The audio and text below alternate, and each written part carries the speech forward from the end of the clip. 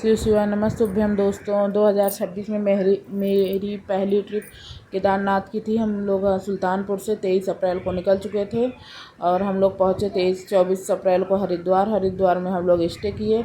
हम वहाँ वीडियो नहीं बना पाए, हमारी छोटी छोटी क्लिप है, हम उसके एडिट करके आपको हम दिखाते हैं। हरिद्वार में हम लोग पहुँच के होटल लिए, हरिद्वार में रुके, दिन में ही आराम किए। फिर हम लोग शाम को गंगा आरती देखने के लिए होटल से निकल पड़े थे तैयार होके। नहाने धोने के बाद हम लोग गंगा आरती देखे। गंगा आरती का देखने के बाद वहाँ थोड़ा टहले घूमे और वहाँ के गंगा जी का धनुष का ये लाइटिंग हम लोग को बहुत अच्छी लगी।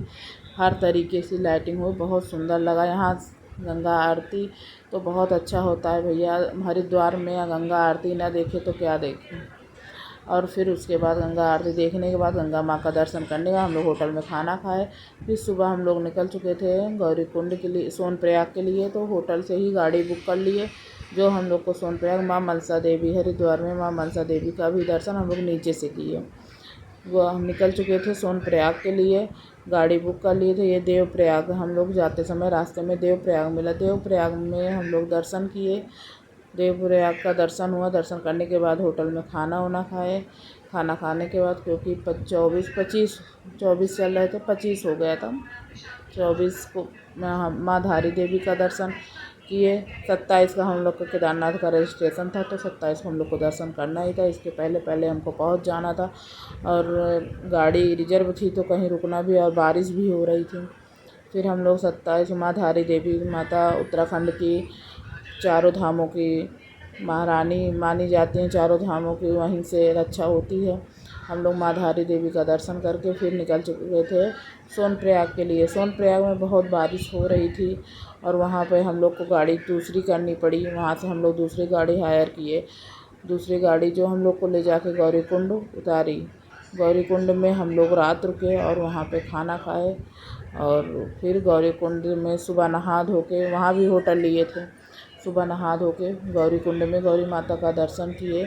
वहाँ गौरीकुंड में गौरी माता का मंदिर में हम लोग दर्शन करने के बाद फिर हम लोग 2 किलोमीटर पैदल चल के खच्चर वाले पे पहुँच गए। 2 किलोमीटर चढ़ाई चढ़ते ही थक गए थे क्योंकि हमारा वज़न कुछ ज़्यादा है, हमको थकान कुछ ज़्यादा, बच्चे भी छोटे छोटे थे।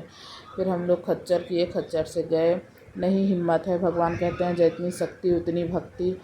तो फिर हम लोग पहुँचे केदारनाथ 12 बजे तक, 26 को हम लोग 12 बजे दिन तक पहुँच गए थे। फिर वहाँ पर घोड़ा पड़ाव से भी 2 किलोमीटर ऊपर चढ़ना था।